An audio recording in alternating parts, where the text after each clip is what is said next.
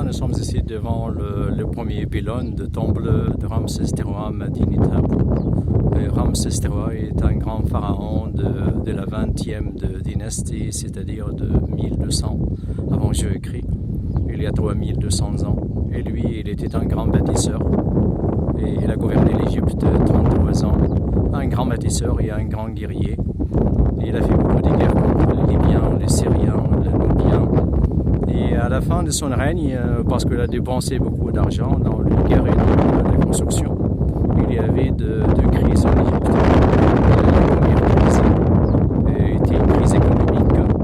Et on a gagné d'un ostragon qui est au musée de guerre maintenant, qui nous dit que les artisans qui étaient chargés de décorer la tombe de ce pharaon dans la vallée des rois, ils s'arrêtaient leur travail parce que leur salaire était 2 mois en retard.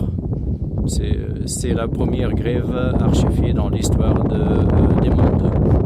Et la crise qui était dans la famille royale, la deuxième crise était dans la famille royale. On a un papyrus comme un procès verbal est au musée de Turin en Italie qui nous dit que ce pharaon était mort assassiné par une de ses femmes afin que son fils monte sur le trône. Et donc ce pharaon était mort assassiné. Et Ramsès III, il a construit ce temple en 2 parties, en 2 phases. La première partie, il a fait une entrée qui a la forme d'une forteresse syrienne, inspirée de l'architecture militaire de la Syrie syrienne. Et après, il a commencé par ces pylônes et la partie intérieure jusqu'au fond. Et ici, c'est ces pylônes considérés comme les mieux conservés à la rive gauche. Et on a plus de 60 mètres de largeur et plus de 30 mètres de hauteur. Mais on manque 2 ou 1,5 mètre de hauteur qui sont tombés à cause de tremblements de terre. Et on a une scène qui se répète sur beaucoup de façades. La scène qui est en face de nous, qui nous montre le pharaon massacrant les ennemis. Il tient les ennemis par les cheveux. Il lance un masseau dans sa main.